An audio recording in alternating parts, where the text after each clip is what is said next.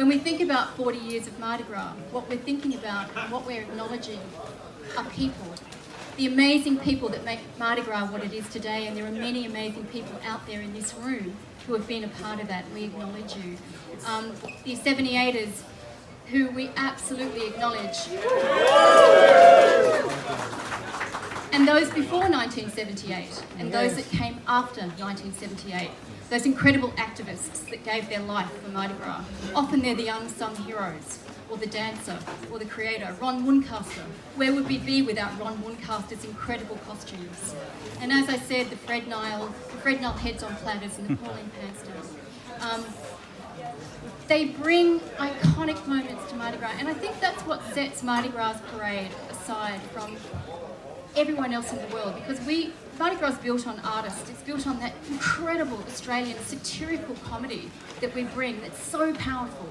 And there's so many artists in Australia that bring that to Mardi Gras, and it makes us unique. There's another thing that makes us unique, is that the people that work with Mardi Gras because they believe in something about passion. They believe in social justice, and they believe in human rights, and they believe in striving for diversity. These people are extraordinary, and they often give over hours of their time to an organisation, and I really do want to make a mark and thank our volunteers.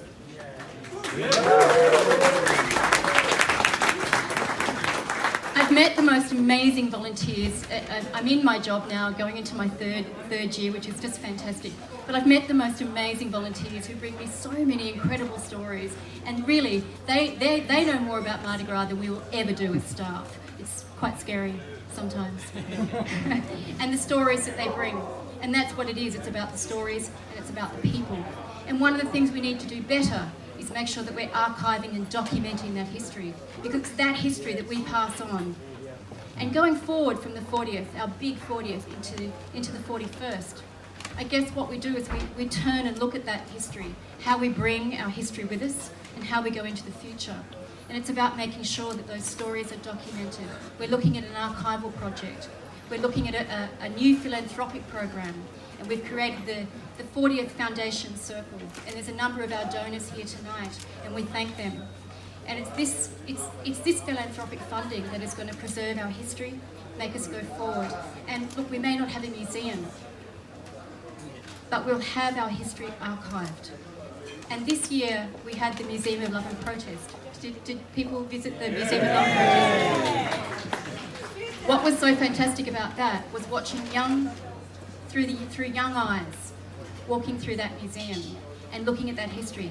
Yes, someone can tell you a story, but when you see it and feel it and experience it in that way, it's so powerful. Our community is not always united, and we don't always agree with each other, do we? No, and I can't imagine a community that all agree with each other. How boring would that be? Who would want to live in that community? But what we know is that when our community comes together, we are so powerful and unite, as Morris talked so eloquently about this afternoon.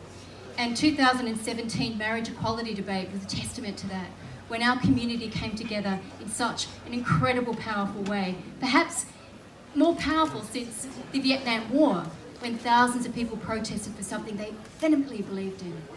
And when you're on that tarmac and you're with hundreds of thousands of people and you make enduring change, they're the moments that are embedded in history. And how great to see people power coming back, where people take to the streets, because we haven't seen that since such a long time. Yay. Yay. Yay. Yay. I'd like to acknowledge the team at Mardi Gras. I work with the most incredible team. There have been incredible teams over 40 years, and we have a cracker of a team at the moment. And leading that is my creative director, Greg Clark. Greg is really the leader who's bringing back satirical comedy into parade. And that political voice, bringing back that political voice into parade. And there were the sodomites. Did I just see them go past? Yes. So great. And welcome to our members tonight. Can I just see a show of hands who is a Mardi Gras member here tonight that's joined? Yeah. So great to get our members together, and we hope that we can create many more events like this where we can gather our members and get together, because it's when we are sharing and being together that we we actually make change and have the best conversations, because we need to hear from you. I know this community is not backward in coming forward with what they disagree with, right? But we really do.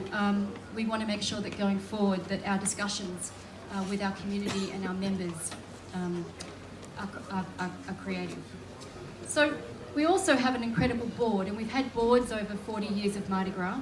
This board are incredibly passionate and driving forward the discussion of social justice and putting social justice forefront right back into the heart of Mardi Gras, because that's what Mardi Gras was built on, and this is what we need to go forward. And I'd like to introduce you to a wonderful man called Brandon Bear, our co-chair.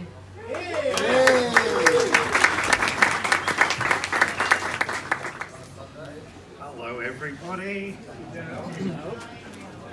I'm firstly just going to say the history of this organisation is long, but there was an important decision that was made at some point to not have a street parade with, very scantily dressed men and women on the 24th of June, which was a very wise decision because it's freezing outside. Thank you all so much for coming out on this chilly midwinter's evening to celebrate what really is one of the beating hearts of Sydney. We live in a great city, a sleepy city at the moment for some, but it's still a great city. One of the things that makes this city great is Mardi Gras, and one of the ways it's done that is through a 40-year legacy of creativity, of protest, of celebration, and of glitter, which is now a controversial issue obviously, but we'll see how that works. Greg's got some work cut out for him there about biodegradable microplastics over the next few years. I really think that without the contributions of the people in this room, I don't think it, I know, without the contributions of people in this room, our history wouldn't be here, that legacy wouldn't be here, and Sydney wouldn't be the shining city that it is today. It's really exciting for me to come and stand in a room like this with so many people that I've worked with over my 12 years that I've been volunteering with Mardi Gras. People like Liz Dodds, Katrina Marton, there's a whole bunch of mostly fantastic and amazing queer women that I've gotten the opportunity to work with across my decade here. And it's really lovely also to see a whole bunch of new faces who are in here as friends, families. Anyone who's in here is the partner of a long-term volunteer or board member, a special shout out to you, because that's a really hard job, to be perfectly honest. It's a lot of polite nodding and smiling that you do very well. I really do want to pay credit to the boards of the last 40 years, but I really have to call out the board that I've gotten to work with this year. It's my 5th year as a director of this organisation, and I've never been involved with a group of such fantastic people. The passion, the drive, the energy, the diversity of thought, the commitment to this community is just unwavering in that group of 8 people. It's not an easy job to be a director. It's not as bad as being the CEO, but it's still not an easy job. And these people put in so much effort and so much time, and I'm really proud to call them my friends and colleagues. And particularly to Kate Wickett, my co-chair this year. It's been a pleasure to work with you and to see what you've contributed to this organisation and will continue to do. This year we had a season, and a few people have described it to me as pretty in pink. The fluoro pink was out in force this year, but I think it was more than pretty in pink. It was powerful in pink. It was a reflection on history, it was looking to the future, and it was about embracing the queer community, both in Sydney and around the world, that we're all part of, that are our family. And next year, for our 41st, it's going to be bigger, it's going to be better, it's going to be brighter, because it is every single year.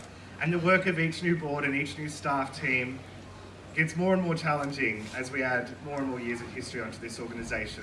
But we can't do it, we couldn't do it this year without you, and we certainly won't be able to do it next year.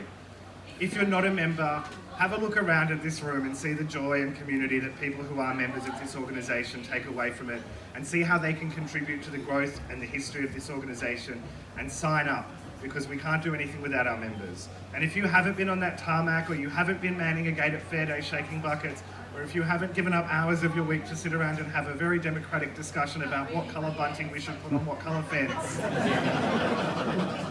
I mean, it sounds terrible, but get out there and do it, because there's nothing as rewarding as giving to this organisation, and there's never an organisation that will give you as much back. Thank you so much to the board, to the volunteers, to the members, to the staff, and particularly, she's gone, and particularly to this fantastic woman who it's been a pleasure to work with. On behalf of everyone at Sydney Gay and Lesbian Mardi Gras, thank you, and we cannot wait to see you next time. Have a good night.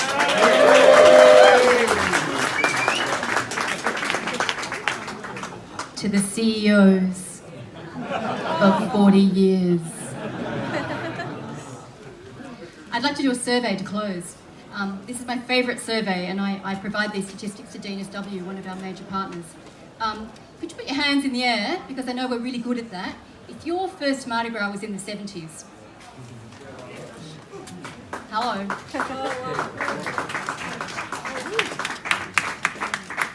Okay, hands in the air if your first Mardi Gras was in the 80s, with our 80s children.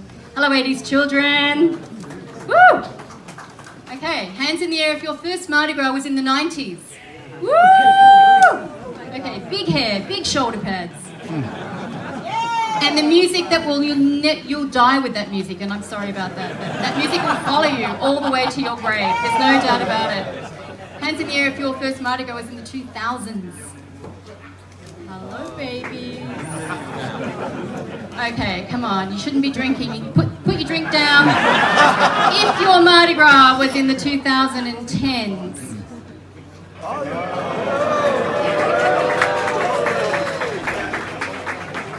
All right, well, I look forward to seeing you all for the 41st, which is going to be, may not be bigger, but it will be just as extraordinary.